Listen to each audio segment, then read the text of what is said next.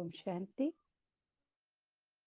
கூடியிருக்கும் அனைத்து ஆத்ம சொந்தங்களுக்கும் எனது வணக்கம். இந்த வாய்ப்பினை எனக்கு அளித்த பிரபஞ்ச சக்தியாகிய இறை சக்திக்கு எனது நன்றியை கூறிக்கொள்கிறேன். இந்த ஞானத்தை எடுத்து உரைப்பதற்கான வாய்ப்பினை அளித்த பரதவசி என்னும் பரத்வாஜ முனிவருக்கும் எனது நன்றியை மனப்பூர்வமாக இங்கே நான் வெளிப்படுத்துகிறேன். அனைவருக்கும் சுகம், சாந்தி, ஆனந்தம், ஆரோக்கியம் உண்டாகட்டும். இப்போ ஆன்மாவாகிய நாம் ஜீவாத்மாவாக இருக்கோம். நம்மளுடைய தலைவன் பரமாத்மாவா இருக்காருங்கிறது எல்லா இடத்துலையும் சொல்லியிருப்பாங்க. பரமாத்மாம்பாங்க, சிவன் அப்படிம்பாங்க, ஈசன் என்றும் சொல்றாங்க. முனிவர்கள், சப்த ரிஷிகள் அவங்கெல்லாம் சொல்லும்போது ஈசன் அப்படிங்கிறாங்க.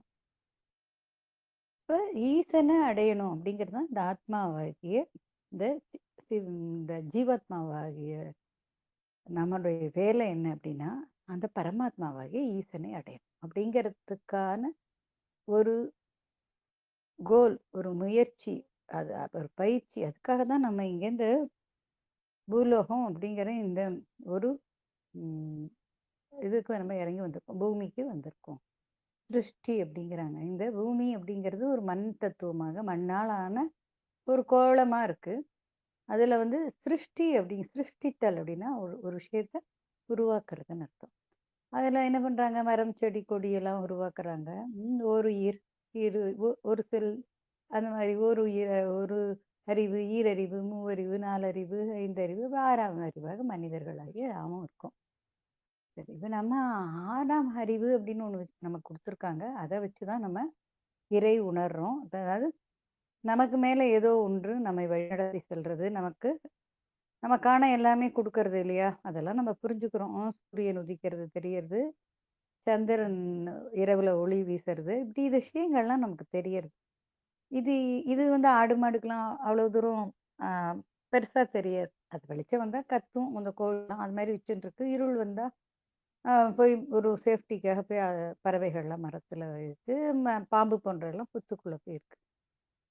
ஆனால் இது மாறி வரி வருதுங்கிறதையும் ஒரு அதை வச்சு ஒரு டே, நாள் அப்படிங்கிறத கணக்கிடுறதும், வருடங்கிறத கணக்கிடுறது, இந்த மாதிரி விஷயங்கள்லாம் யார் கற்றுக்கொண்டிருக்கானோ மனிதன் தான் கற்றுக்கொண்டிருக்கான். அதுக்காக தான் அந்த 6 அறிவு கொடுக்கப்பட்டதா அப்படின்னா அப்படியெல்லாம் ஒன்றும் இல்லை. தன்னை உணர்றதுக்கும் இறைவனை உணர்வதற்கும் அனைத்து உயிர்களையும் உள்ளது உள்ளவாறு உணர்ந்து கொள்வதற்கும் தான் நமக்கு இந்த 6வது அறிவு கொடுக்கப்பட்டது. ஆனால் நம்ம இந்த விஷயங்கள்லாம் அது வழியாக தானே தெரிஞ்சுக்கிறோம் இல்லையா? சரி, அதுக்கும் பயன்படுறது அப்படி புரிஞ்சுக்கணும் நம்ம. இப்போ உண்மையான அறிவு அப்படிங்கிறது என்ன என்ன அப்படின்னா, இந்த உலகத்தை பற்றி, இந்த உலகாய அறிவுன்னு ஒன்று இருக்கு இல்லையா? மெட்டீரியலிஸ்டிக் லைஃப் அப்படிம்பாங்க. இந்த பொருள் உலகத்தை பற்றின விஷயங்கள் உண்மையான அறிவு கிடையாது. அருள் உலகத்தை பற்றிய ஒரு விஷயம்தான் இங்கே உண்மையான அறிவாக இருக்கு. அப்போ உண்மை அறிவு உணரணும் அப்படின்னா, இந்த பொருள் உலகத்திலேருந்து அப்பப்போ விலகி வெளியில் நம்ம வரணும் அப்படிங்கிறது தான். ஏன்னா நம்ம இந்த பொருள் உலகான இந்த உலகம் இருக்கு இல்லையா, டே டு டே அஃபேர், தினைக்கும் செய்கிற வேலைகள், பணம் சம்பாதிக்கிறது, சேர்க்கறது, நிலம் வாங்குறது, வீடு வாங்குறது, குழந்தைகளை படிக்கிறது, இதுதான் உயர்வு அப்படின்னு நினைக்கிறோம். மேபி இது எல்லாமே உயர்வு அப்படின்னா, ஒரு டாட்டாவோ, ஒரு பிர்லாவோ, ஒரு அம்பானி ஃபேமிலியோ எப்பயுமே மகிழ்ச்சியாக தானே இருக்கணும். ஏன்னா அவங்கெல்லாம் பணமெல்லாம் சம்பாதிச்சு உயர்வாக வந்துட்டாங்களா, அவங்க வீட்டு பசங்கள்லாம் பெரிய பெரிய ஆளாக இருக்காங்களா, ஆனாலும் என்னமோ ஒரு நிறைவற்ற தன்மை அவங்களுக்குள்ள இருக்கா? சரியா? அந்த நிறைவற்ற தன்மை அப்படிங்கிறது என்னன்னா, அவங்க இன்னும் பரிபூர்ணம் அடையலன்னு அர்த்தம். ஏன்னா நம்ம பூரணிச்சிட்டோம், நமக்கு எல்லாமே எல்லாமே நம்ம 100% நமக்கு எல்லாமே நம்ம கிடைச்சிருச்சு, நம்ம அதில் பயணிச்சிட்டோம் அப்படிங்கிற ஒரு நிறைவு வரும்பொழுது நம்ம எப்படி இருக்கோம் அப்படின்னா, எந்த ஒரு வருத்தமும் இல்லாமல் இருக்கும். கரெக்டாக? இப்போ இது எல்லாமே நம்ம புரிதலில் தான் புரிஞ்சுக்கணும். இப்போ பொருளை தேடி தேடி போகிற வரைக்கும் நம்மளால பூரணிக்க முடியாது அப்படிங்கிறத புரிஞ்சுக்கணும். ஏன்னா இந்த உலகம் மாயா உலகம் அப்படிங்கிறாங்க. மாயானா மாயை அந்த மாதிரி அர்த்தத்தில் நம்ம எடுத்துக்கூடாது. மாயானா அது என்னன்னா நிரந்தரமற்றது இல்லையா? நம்ம அப்பா காலத்துல இருந்த ஒரு ஒரு ட்ரெண்டியான ஒரு கார் இப்ப இருக்கா? அது மாறிடுச்சு இல்லையா? நம்ம படிச்ச ஸ்கூலுக்கும் நம்ம பிள்ளைங்க படிக்கிற ஸ்கூலுக்கும் அந்த அந்த கல்வி முறையே எவ்வளவு lots and lots of changes is there இல்லையா? அதில் எவ்வளவோ மாற்றங்கள் இருக்கு இல்லையா? ஸோ மாறக்கூடிய ஒன்றாக தான் இந்த உலகம், இங்க இருக்கிற எல்லாமே. ஆ எல்லாமே ஒன்றுக்கு ஒண்ணு மற்றொன்றா மாறி, மற்றொன்று இன்னொன்னா மாறி, மாறி, மாறி, மாறி சுழற்சியில நம்ம சொல்லுவோம் இல்லையா? பிளாஸ்டிக்லாம் பண்ணும்போது, ரீசைக்கிள் பண்ண பிளாஸ்டிக்கு அப்படிலாம் சொல்றோம் இல்லையா? அந்த மாடல்ல தான் இங்க எனர்ஜி எல்லாமே every energy converted into another energy அப்படிங்கிற ஒரு மாற்றத்துல தான் நம்ம எல்லாருமே போயின்னு இருக்கோம். ஸோ அப்ப இப்படியே இருக்கிறதுனால இது என்னது மாறிக்கொண்டே இருக்கிறதுனால இதுக்கு மாயான்னு பேரே ஒழிய மாயானா இல்லாத ஒன்று அப்படின்னு நினைக்கிறோம். அது கிடையாது. மாறக்கூடியதுன்னு அர்த்தம். சரியா? அப்ப மாறாதது எதுன்னா, மாறாதது எது அப்படின்னா அந்த இறைநிலையாகிய அந்த ஈச தத்துவம் தான் மாறாம இருக்கு அப்படின்னு நம்ம புரிஞ்சுக்கணும். அப்ப நம்ம அதை சென்று அடையணும் அப்படிங்கிறது. ஏன்னா நம்ம அந்த உடலுக்குள்ள இருக்கிற வரைக்கும் இந்த மாறுதலுக்குரிய உலகத்துல தானே இருக்கும். இந்த உலகம் பஞ்ச தத்துவத்தால ஆனது இல்லையா? பஞ்ச தத்துவத்தால ஆன உலகத்துல இருக்கும்போது இந்த உலகத்துக்கு பேரே மாயா உலகம்னு பேர். அப்ப மாயா உலகத்துல ஈச துளியான நம்ம வந்தாலும் மாறிதான் ஆகணும். அது வந்து எப்படி ஒரு அமெரிக்கா போனா அமெரிக்கன் இங்கிலீஷ் பேசணும்.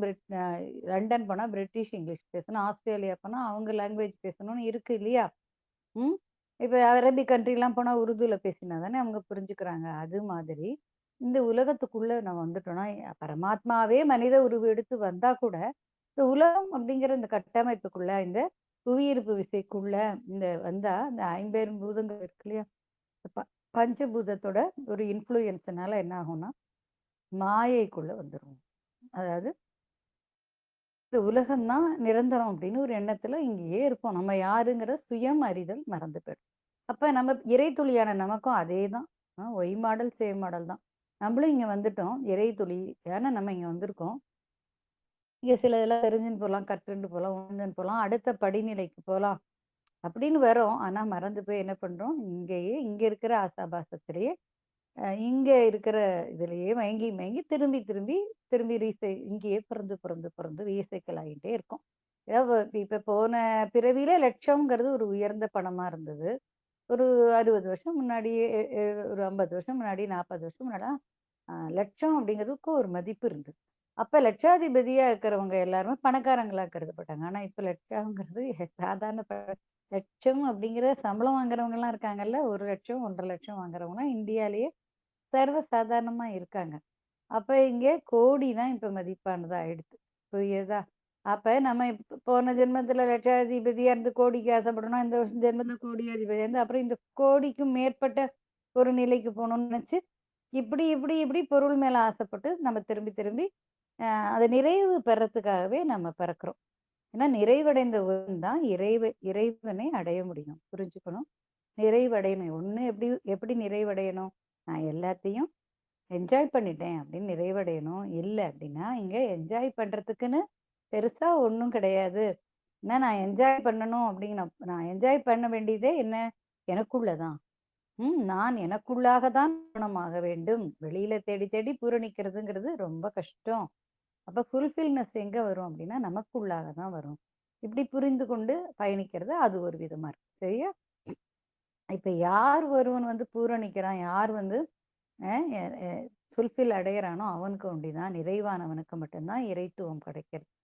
அப்ப நம்ம ஆசைகளை வளர்த்து கொண்டே போகும்போது கிடைக்குமா? அது கிடைக்காது இல்லையா? அதனாலதான் பஞ்சவிகாரத்தை விடணும்னு பெரியவங்க சொல்றாங்க. பஞ்சவிகாரம் அப்படின்னா காமம், குரோதம், மதம், லோபம், மோகம் அப்படின்னா ஒரு 5 விகாரம் இருக்கு. இப்ப இதுல மோகம்னா பொருள்கள் எல்லாம் தேடி தேடி தேடி தேடி தேடி அலைஞ்சு கொண்டே இருக்கிறது பேர் மோகமா இருக்கு. எனக்கு இது பிடிக்கும் அப்படின்னு சொல்லி ஒன்றையே பற்றி கொண்டு விடாம இருக்கிறது காமமா இருக்கு. இந்த காமம் அப்படிங்கிறதுல என்ன பண்றாங்கன்னா ஆண் பெண் உறவையும் சேர்த்து அந்த பால் உறவையும் காமம் அப்படின்னு சொல்றாங்க. ஏன்னா அதுல ஒரு சுவை கண்டுட்டாங்கன்னா அதை விட முடியாமையே இந்த மானுட பிறவிகளாகிய நம்ம தவிக்கிறோம். இதேதான் எல்லா உயிரினங்கள்ட்டையும் அது இருக்கு. ஆனா நம்ம 6வது அறிவு வச்சிருக்கோம் இல்லையா? நம்ம அதுல இருந்து விலகி வர்றதுக்கு நம்ம கத்துக்கணும் இல்லையா? அதுதான் ஒரு உயர்ந்த ஒரு சுகம் அப்படின்னு நினைக்கிற அளவுக்கு நம்மள்கிட்ட ஒரு ஒரு மாயை இருக்கு. அதுல இருந்து நம்ம விலகணும் அப்படிங்கறனால அதையும் அதுல வந்து ஒரு இம்பார்ட்டண்டா சொல்றாங்க. அப்பயும் அதுலயும் என்ன சொல்றாங்கன்னா, அந்த அந்த உறவு அப்படிங்கிறதும் இயற்கையான ஒண்ணாதான் இருக்கு அப்படிங்கிறது. அதுலயும் தகாத உறவு பிறன்மனை பிறன்மனைய நாடுற அந்த தன்மையும் விடணும். பிறருடைய மனைவியையும், பிறருடைய கணவனையோ நம்ம வந்து அவங்களோட நம்ம உறவு கொள்வதோ, காதல் கொள்வதோ, மனதாலோ, சொல்லாலோ, செயலாலோ, உடலாலோ உறவு கொள்றது தகாத உறவு அப்படின்னு சொல்லப்படுது. பிறருடைய பொருளை அபகரித்தல், பிறருடைய உறவுகளை அபகரித்தல் எல்லாமே என்ன ஆகுது? இங்க தகாத ஒன்றாக இறைவனாலேயே பார்க்கப்படும். மனிதன் சொல்லவே வேண்டாம். அது இறையுடைய நியதியா இருக்கு. ஏன்னா ஒருவருடையதை மற்றொருவர் கையாண்டு அதை நம்ம சுகிக்கிறதுக்கு நமக்கு அனுமதி கிடையாது. இதெல்லாம் நம்ம புரிஞ்சுக்கணும். அதெல்லாம் ஒரு வகை திருட்டு தானே இல்லையா? ஓம் சாந்தி. இப்ப அந்த காமம்ங்கிறது அப்படிங்கிறது உடலுறவு அந்த இடத்துல முதன்மையா அத அத அத வந்து ஒரு புனிதமாக கருதி அது கணவன் மனைவிக்குள்ள இருக்கிறதா ஒன்றாக அதுக்கும் அதையும் அது மேலயும் தீவிர பற்று இல்லாம அதுலயும் ஒரு அளவோடு இருக்கணும் அப்படிங்கிற மாதிரி தான் எல்லா சான்றோர்கள் சொல்லிட்டு போறாங்க. இப்ப காமம் அப்படிங்கிறதையும் ஒரு எந்த பொருள் மேலேயுமே நாட்டம் இருக்கக்கூடாது. உடலுறவுங்கிறதுலையும் ஒரு தீராத நாட்டம் இருக்கக்கூடாது. அதே மாதிரி மோகம்னா தேடி தேடி போகக்கூடாது. குரோதம்னா ஒருத்தரை வெறுத்துக்கிட்டே இருக்கிறது. ஒருத்தர் ஒரு மாதிரி வெறுத்துக்கிட்டே இருப்பாங்க. அந்த வெறுத்துக்கொண்டே இருக்கிறது அப்படிங்கிறது. அது ஒரு நிகழ்வு ஒண்ணு நடந்துட்டுனா, அத அப்படியே விட்டுட்டு அடுத்ததுக்கு நகர்ந்து செல்லாமல், அதையே புடித்து வச்சுக்கொண்டு, அன்னைக்கு இப்படி சொன்னாங்க, இன்னைக்கு சொன்னாங்கன்னு சொல்லி வெறுத்துக்கொண்டே இருக்கிறதுக்கு பேரு குரோத்தம் அப்படின்னு பேரு. அப்ப வந்து கோபம்ங்கிறது தான் நமக்கு இயல்பாவே வருது இல்லையா? அந்த கோபம் வரக்கூடாது அப்படிங்கிறது. ஏன்னா கோபம் வரும்போது என்ன ஆயிடுது? நம்ம மூளை செயலிடம் இழந்துடுறது. அறிவுங்கிறது அங்க வேலை செய்யறது இல்ல. அறிவு வேலை செய்யாத போது என்ன பண்றோம்? தவறான வார்த்தைகள நம்ம வாய் விட்டு சொல்லிடுறோம். அதனால என்ன ஆயிடுறதுன்னா, பிறர் மனம் என்ன ஆயிடுறது? ரொம்ப வருத்தப்படுறது இல்லையா? நமக்கு எதிராளியா இருக்கிறவங்களுக்கு வருத்தம் கொடுக்கும் விதமாக நம்ம பேச்சு அமைந்து போறது. அப்ப அந்த அந்த கோபத்த குறைக்கும்போது நம்ம கர்மா குறையுறது இல்லையா? தவறான விஷயத்த பேசி, தவறான முறையில ஒருத்தர நம்ம சொல்லும்பொழுது என்ன ஆயிடுதுன்னா, அது நம்மளுடைய நமக்கு அதற்கான வினைப்பயனை நம்ம தானே அனுபவிக்கணும் இல்லையா? ஸோ அப்ப கோபம் இருக்கக்கூடாதுன்னு புரிஞ்சுக்கணும். அது மாரி லோபம்ங்கிறது எல்லாவற்றையுமே தனக்கு என்று வைத்துக்கொண்டு யாருக்குமே எதையுமே குடுக்காம இருக்கிறது லோபம்ங்கிறது. இதுல ஞானம் அப்படிங்கிறது ஒருவர் வந்து இறை உணர்தல் அப்படிங்கிறதுல பயணிச்சு அது உணர்ந்துட்டாங்க அப்படின்னா, அதை மத்தவங்களுக்கு சொல்லணும் அப்படிங்கிறது தான் இங்க. ஒண்ணு ஒண்ணு உனக்கு பிரபஞ்சத்தால ஒண்ணு கிடைச்சிருக்குன்னா, அத அடுத்தவங்களுக்கு நீ அப்படிங்கிறது தான். ஏன்னா அது கூட என்ன ஆகிறது? ஒரு லோபமா இருக்கு. அது ஒரு கஞ்சத்தனமா ஆயிடுறது. தானே வச்சுக்கிறதுங்கிறதும். புரியுறதா? அதே மாரி தன்னுடைய பொருளையும் தனக்காகவே வச்சுன்னு இன்னொருத்தருக்கு உதவியே செய்ய மாட்டாங்க சில பேர். பணத்தெல்லாம் சேர்த்து சேர்த்து பன்மடங்கா பெருக்கிட்டு அழகா இருப்பாங்க. அதுவும் தவறு இல்லையா? ஸோ இந்த பஞ்ச விகாரமும் இருக்கக்கூடாதுங்கிறத நம்ம புரிஞ்சுக்கணும். இதெல்லாம் வந்து சாக்ஸு, யூனிஃபார்ம்லாம் போட்டுன்னு போற மாரி ஒரு ஆன்மீகத்துக்கு ஒரு அதுதான் முதன்மை. அத நம்ம புரிஞ்சுக்கணும். இந்த பஞ்ச விகாரங்கள் அற்று இருக்கணும் அப்படின்னு புரிஞ்சுக்கணும். ஏன்னா அப்படி இருக்கும்போது தான் நம்ம உணர்வுகள் தூய்மையாக முடியும். உணர்வுகள் யார்ட்ட தூய்மையா இருக்கோ, அங்க தான் அந்த இறைநிலைகளும், அந்த இறைநிலையை அடைந்தவங்களும், அந்த எல்லா அடியவர்களும் வந்து என்ன பண்ணுவாங்க, அப்படி இருக்கிறவங்களோட தான் தொடர்பு கொண்டு அவங்கள இன்னும் மேன்மைப்படுத்துவாங்க.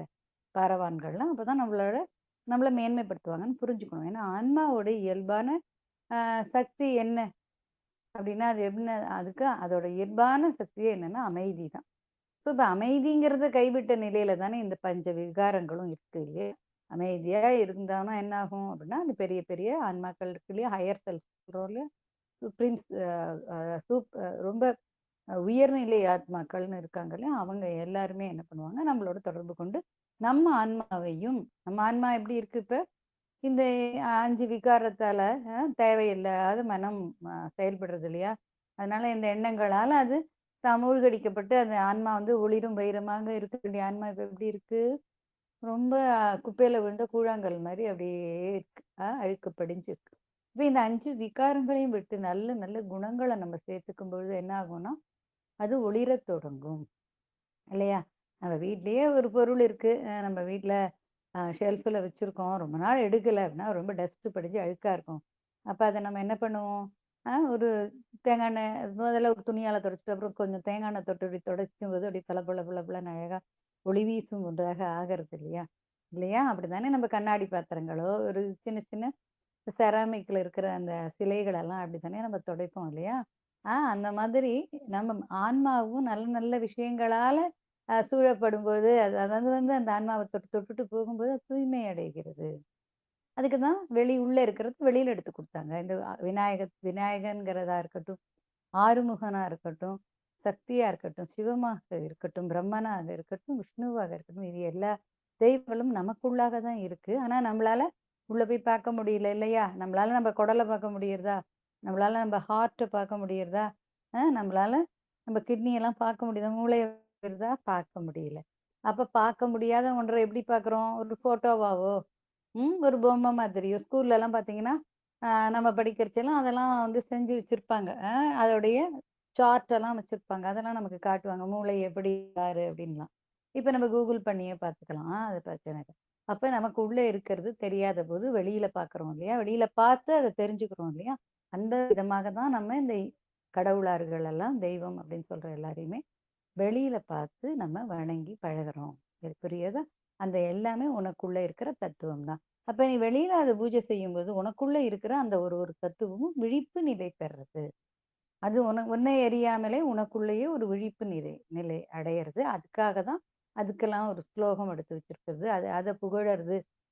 ஒரு ஒன்றையே புகழும்பொழுது அது என்ன ஆகுறது? மகிழ்ச்சியில அது என்ன ஆகுறதுன்னா, அழகா மலர ஆரம்பிக்கிறது. அதுக்காக தான் ஒரு ஒரு தத்துவத்தையும் அதுக்காக தான் எது செய்யும்போதும் முதல்ல பிள்ளையார கும்பிட்டுட்டு தான் செய்யணும்னா, பிள்ளையார நம்ம கும்பிடும்போது நம்ம மூலாதாரம் அப்படிங்கிற அந்த ஆதார நிலை என்ன ஆகுறது? மலர்றது. இப்படி ஒண்ணுமே உள்ள இருக்கிறது தான் வெளியில எடுத்து வச்சிருக்காங்க. ஏன்னா, முதல்ல ஆதாரம் மலர்ந்தா தானே அடுத்தடுத்த விஷயங்கள் நடக்கும் இல்லையா? நம்ம என்னத்துக்கு வந்தோம்? ஏன் வந்தோம்? என்னென்ன நம்ம ஃபைல் ஃபுல்லுமே எங்க இருக்கு? ம். நான் யாரு? நான் என்ன? நான் என்னத்துக்காக வந்திருக்கேன்? என் விஷயம் என்ன? அப்படிங்கிறது எல்லாமே இந்த மூலாதாரம் அப்படிங்கிற அந்த ஸ்டோரேஜ்ல தான் இருக்கு. அப்ப அது மலர்ந்தா தானே பிடிபட ஆரம்பிக்கும் இல்லையா? அதனால தான் எந்த ஒரு செயல் செஞ்சாலும் விநாயகன கும்பிடுன்றாங்க. வினைகளின் நாயகன். உன் வினை நீ செஞ்சு வச்சிருக்கல்ல ஏற்கனவே. அந்த வினைக்கெல்லாம் நாயகன் யாரு அப்படின்னா, உன்னோட மூலாதாரம் தான் அப்படிங்கிறாங்க. நீ இனிமே செய்ய போற வினைகளும் எங்க போய் செட்டில் ஆகும்? அந்த விநாயகனோட தான் செட்டில் ஆயிக்கும். புரியுறதா? அங்க போய் தான் ஒரு ஃபைல் இருந்தா அந்த ஃபைல்ல தானே நம்ம போடுவோம் இல்லையா? இன்ஃபர்மேஷன்லாம். அதுதான் இங்க. ம். இப்ப நம்ம இது எல்லாமே புரிஞ்சு கொண்டு, அந்த வெளியில கும்பிடும்போது உள்ளேயும் ஒண்ணொண்ணும் மலர்றது அப்படிங்கிறது நம்ம ஒரு ஒரு ஆதாரமும் புரிஞ்சு கொண்டு படணும். போக 33 தேவி தேவதைகளும் எப்படி இந்த சூரிய குடும்பத்தையும் நம்ம இந்த உலகத்தையும் எப்படி ரட்சிக்கிறாங்களோ, அதே மாதிரி ஒவ்வொருவருக்குள்ளும் இருந்து இந்த ஒவ்வொரு அணுக்களையும், நம்மளுடைய ஒவ்வொரு உறுப்புக்களோட செயல்பாடையும் அவங்க அழகா பாதுகாக்கிறாங்க. அத காத்து நிக்கிறாங்க. துணை நிக்கிறாங்க. இப்ப எப்படி ஒரு பில்டிங் இருக்கு அப்படின்னா, அந்த அந்த பில்டிங்ல வந்து ஒரு ஒரு அலுவலகம் செயல்படுறது அப்படின்னா, அதுக்கு ஒரு காவலாளி வைக்கிறோமா? உள்ள கிளீன் பண்றதுக்குலாம் ஆள் போடுறாங்களா? ஒரு ஒரு டிபார்ட்மெண்ட்டுக்கும் ஒரு ஹெட் போடுறாங்களா? அப்படித்தானே அது செயல்படுறது இல்லையா? அதே அந்த பில்டிங்க்கு போனோனே, இந்த மொத்த பேரும் வெளியில வந்துட்டு வேற ஒரு பில்டிங்க்கு போய் செட்டில் ஆயிடுறாங்களா? இது ஒய் மாடல், சேம் மாடல் தான் நமக்கும் நடக்கிறது. இப்போ ஒவ்வொரு உள்ளுக்குள்ளும் உயிர் இருக்கும் வரை, அந்த உயிர் வந்து தனியா வராது. ஆன்மாவோட தான் வருது. உயிரான்மாவாக தான் வருது. வரும்போது ஆன்மா அப்படிங்கிறது செயல் திறன் அற்ற ஒன்றா இருக்கு. அப்ப அந்த ஆன்மா செயல்பட முடியாதனால, அதுக்கு அதனுடைய ஆ பிரதிபிம்பமாக அந்த உயிருங்கிறது செயல்படுறது. அவ்வளோதான் விஷயம். அப்ப அந்த உயிர் வந்து என்ன பண்றது அப்படின்னா, அந்த உயிரும் இதுவும் இருக்கிற வரைக்கும் இந்த 33 தேவி தேவதைகளும் நமக்குள்ள இருந்து தான் நம்மள பரிபாலிக்கிறாங்க. இப்ப பார்த்தீங்கன்னா, ஒரு கோவில்ல போனா ஒரு தெய்வமோ, ஒரு ஒரு பெரிய கோவில்லாம் போனா 10 தெய்வமோ, ஒரு 20 சாமியோ பார்க்கலாம். அவ்வளவுதானே சன்னதிகள் இருக்கு. ஆனா உனக்குள்ள கோடி தெய்வங்கள் குடியிருக்கக்கூடிய ஒரு கோவிலாக நீ இருக்க. அந்த கோவிலுடைய உள்ளுக்குள்ள போம்போது, இனிமே போறதுக்கு ஒண்ணும் இல்ல அப்படின்னு எட்ஜ் இருக்கு இல்லையா? அந்த எட்ஜ் அப்படிங்கிறது கருவறையா இருக்கா? அந்த கருவறையில தான் உனக்குள்ள இருக்கிற அந்த பரமாத்மா துளி வந்து இறைவனாக வீற்றிருக்கு. அப்படிங்கிற விஷயம் தான். சரியா? இப்ப இதுதான் நம்ம இது எல்லாம் ஒன்றொன்றும் நம்ம உணர்ந்து கொண்டு அந்த கோவில்ல போம்போது, நமக்குள்ள நம்மள அறியாம ஒரு சிலிர்ப்பு வரும். நம்ம ஆகாரத்துலலாம் புதிஞ்சிருக்கிற அந்த தெய்வங்கள்லாம் என்ன ஆகும் அழகழகா ரொம்ப அழகா மலரும். இது எனக்கு எத்தன ஆதாரம் இருக்கு? எங்கெங்க என்ன இருக்கு? எனக்கு எதுவுமே தெரியலனாலும் தப்பே கிடையாது. நுழையும்போது விநாயகர கும்பிடணும். இல்லையா? விநாயகர கும்பிட்டுட்டு போறோம் அப்படிங்கிறத பிடிக்கிறோம். பலிபீடத்துல நம்மளுடைய இந்த எண்ணங்கள் இருக்கு இல்லையா? தூய்மை நம்மளுடைய அகங்காரம், நான் என்கின்ற அகங்காரம், மாயை, கன்மம் போன்ற இந்த மும்மலங்களையும் பலிபீடத்துல பலியிட்டுட்டு போணும். அப்படி போகும்போது தான் என்னாகும் அப்படின்னா, அந்த இறைவனை நம்ம அடைய முடியும். அப்படிங்கிறத புரிஞ்சுக்கணும்.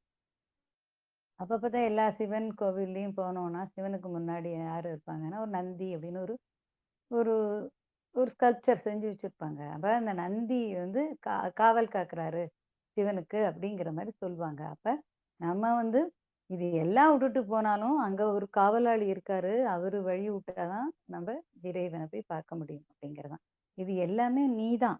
நீனே தான் ஒவ்வொரு நிலையாக இருக்க. நீனே உன்ன கண்காணிக்கிற. நீனே உன்ன உயர்த்திக்க. நீனே உனக்கு காவலா இருக்க. இது எல்லாமே உனக்குள்ளேயே இருக்கிற சக்தி நிலைகள் தான் அப்படிங்கிறத புரிஞ்சுக்கணும். சொல்லும்போது ஏதோ கஷ்டமா இருக்கிற மாரி இருக்கும். ஆனா நான் உங்களுக்கும் புரியணும்னு தான் நான் ரொம்ப எளிமையா தான் சொல்றதா நெனச்சேன்னு சொல்றேன். புரியலன்னா இன்னொரு தடவ போட்டு கேளுங்க. ஓம் சாந்தி. இப்ப இப்போ அகத்துல அகம் அப்படிங்கிற இந்த இப்ப ஆன்மா அப்படிங்கிறதோட அந்த உயிர் ஆன்மாவா வந்து இந்த உடலுக்குள்ளே இருக்கு. இப்ப இது வந்து இப்ப என்ன பண்றது? தவறி போயிடுச்சு அப்படின்னா, ஒரு திருவிழால ஒரு குழந்தை தவறி போயிடுச்சு அப்படின்னா, மைக் வச்சு சொல்றோம் இல்லையா? இந்த இந்த பெயருடையவர்கள் இங்கு வரவும், இங்க பெயருடையவர்கள் இங்கு வரவும் அப்படின்னு சொல்றாங்கல்ல. அப்ப யாரான்னு கொண்டு வந்து அந்த அவன் அம்மா அப்பாட்ட அந்த மைக் பிடிச்சவர்கிட்ட வந்து கொண்டு விட்டுறாங்க. அலுவலகத்துக்கு வரணும். அது மாதிரி இந்த ஆன்மாவானது ஆன்மாங்கிறது ஈசத்துளியானது என்ன பண்றது? இங்கேருந்து உலகத்துக்கு வந்து ஜாலியா இருந்துட்டு நெறைய விஷயங்கள கற்றுக்கொண்டு செல்லலாம். மேலும் நல்ல கொஞ்சம் மெச்சூர்ட் ஆகிட்டு போலாம் அப்படின்னு வரும்பொழுது, மறந்து போயிடுத்து. இங்க இருக்கிற எல்லாத்துலயும் அழகா இன்வால்வ் பண்ணிண்டு, வேடிக்கை பார்த்துன்னு இருந்துட்டு இருந்தது. புரியுறதா? அப்ப இப்ப இதுக்கு வேலை என்ன? இது கொண்டு அதோடைய அ அது எங்கேருந்து வந்ததோ அங்க கொண்டு சேர்க்கணும். இப்ப காணாம போனதுக்கு இப்ப எல்லாரும் வந்து என்ன சொல்றாங்க? அனைத்து பாரவான்கள். பாரவான்கள்னா குருன்னு வச்சுக்கலாம். வழி நடத்துவர்கள்னு வச்சுக்கலாம். அவங்க என்ன சொல்றாங்க நமக்கு? புரிய வைக்கிறாங்க. "அம்மா நீ தொலைஞ்சு போயிட்டடா கண்ணா! நீ போய் திரும்பி உங்க அப்பாவை போய் சேரு. ஆன்மாவாகிய நீ இங்க என்ன வந்து என்ன பண்ணிட்ட? தன்னை மறந்து, தன்னை தொலைத்துவிட்டு சுயத்தை இழந்து நிற்கிற. அப்ப நீ நீ வந்து ஆன்மா அப்படிங்கிற நீ வந்து அந்த பரமான்மாவோட துளி தான், ஈச துளி தான் அப்படின்னு நீ உணர்ந்து கொண்டு ஈசனை சென்று அடைய வேண்டும். தொலைஞ்சு போயிட்ட திருவிழாக்கு வந்த, திருவிழா பார்க்கறதுக்கு இந்த பூமிக்கு வந்த நீ என்ன பண்ணிட்ட? அங்க இங்கேயும் ஓடி ஆடி போகக்கூடாத இடத்துக்கெல்லாம் போயி உன்னையும் மறந்து, உன் தாய் தந்தையும் மறந்துட்ட. சிவசக்தியாகிய இந்த பரமாத்மாவையும் நீ மறந்துட்ட. அப்ப அவங்க அம்மா அப்பாட்ட போணும் இல்லையா? இல்லையா? அதுதானே முறைமை. அதுதானே நம்ம உலகத்துல நடக்கிறது. அதே தான் இங்கேயும் ஆன்மீகத்திலயும் நடக்கிறது. சரியா? அப்ப நம்ம என்ன பண்ணணும்? நம்ம தாய் தந்தைய நோக்கி செல்றதுக்கான அந்த படிநிலைகள புரிந்து கொண்டு பயணிக்கணும். இப்ப அந்த படிநிலைகள அந்த காலத்துல என்ன பண்ணாங்க? காடுல போய் உட்கார்ந்துருந்தாங்க. மலையில போய் உட்கார்ந்துருந்தாங்க. குகைக்குள்ள போய் இருந்தாங்க. நாள் கணக்குல, வருஷக்கணக்குல, மாசக்கணக்குல அ எத்தனையோ 100 ஆண்டு, 200 ஆண்டுலாம் தவம் செஞ்சவங்க இருக்காங்க. ஆனா, இப்ப என்ன ஆக போறது? சிருஷ்டியில் மாறுதல் ஏற்பட போறது. இந்த பூமி வந்து ஒரு மாற்றத்துக்கு வரப்போறது. அடுத்த படிநிலைக்கு உயர்வடைய போறது. அப்ப ஒரு உயர்வு அடையணும்னா, அங்க இருக்கிறவங்களும் உயர்வடையணும். இப்ப நம்ம வீடு இருக்கு. தாத்தா, பாட்டி வீட்ல அ அம்மா, அப்பா இருந்தாங்க. அந்த வீட வந்து நம்ம பேர்ல எழுதி வச்சுட்டாங்க அப்படின்னா, இப்ப அடுத்த தலைமுறையா நம்ம வரோம் அப்படின்னா, நம்ம அந்த மாரி வீட்லயா இருப்போம்? கதவு ஆடும். இன்னொன்னு அங்க மேலேருந்து கொட்டும். அப்புறம் நம்ம என்ன பண்ணுவோம்? ரீகன்ஸ்ட்ரக்ஷன் பண்றேன் அப்படிம்போமா? ரெனோவேஷன் பண்ண போறேன் வீட்ட அப்படிம்போமா? அதே மாடல்ல தான் இப்ப இந்த பூமிய ரெனோவேஷன் பண்றாங்க. அத ரீகன்ஸ்ட்ரக்ட் பண்ண போறாங்க. பூமி அப்படிங்கிறத விட சிருஷ்டிய ரீகன்ஸ்ட்ரக்ட் பண்ண போறாங்க. பூமியும் சிருஷ்டியும் சேர்த்து தான். இப்ப குடும்பமும் வீடும் ஒண்ணு தானே! நம்ம குடும்பம்னா அது வீட சேர்ந்தது தானே! அப்ப 2யும் அழகா ரெஸ்ட்ரக்ட் பண்ணுவாங்க. ரெனோவேஷன் பண்ண போறாங்க. அப்ப அங்க உள்ளுக்குள்ள இருக்கிற பழைய பொருளெல்லாம் வச்சுட்டு இருப்போமா? இப்ப தாத்தா, பாட்டி காலத்து பொருள் இருந்தாலும் என்ன பண்ணுவோம்? அதையும் குடுத்து, வெளியில குடுத்து வார்னிஷ் அடிச்சு, அதையும் ஒரு மாரி நியூ மாடலைஸ் பண்ணி, ம் அ அப்படி தானே வச்சுக்கிறோம். இல்லையா? தேவையற்ற எல்லாத்தையும் என்ன பண்றோம்? தூக்கி குப்பைக்காரனுக்கு போட்டுற மாதிரி, இந்த உலகம் ரெனோவேஷன் நடக்க போறது. இந்த சிருஷ்டியில ரெனோவேஷன் நடக்க போறது. அப்ப தேவையற்ற ஆன்மாக்கள்லாம் வேண்டாம் அப்படின்னு சொல்லி நிராகரிக்கப்பட போறது. அந்த புத்தம் புதிய புதிய உலகமான சத்திய யுகத்துக்கு எலிஜிபிள் இல்லாதவங்க எல்லாருமே என்ன பண்ணுவாங்க, அந்த பழைய பழைய கடைக்கு தூக்கி போட்டுருவாங்க. பழைய கடையில போய் இருக்க முடியுமா நம்மளால? ரொம்ப கஷ்டம் இல்ல? ம்.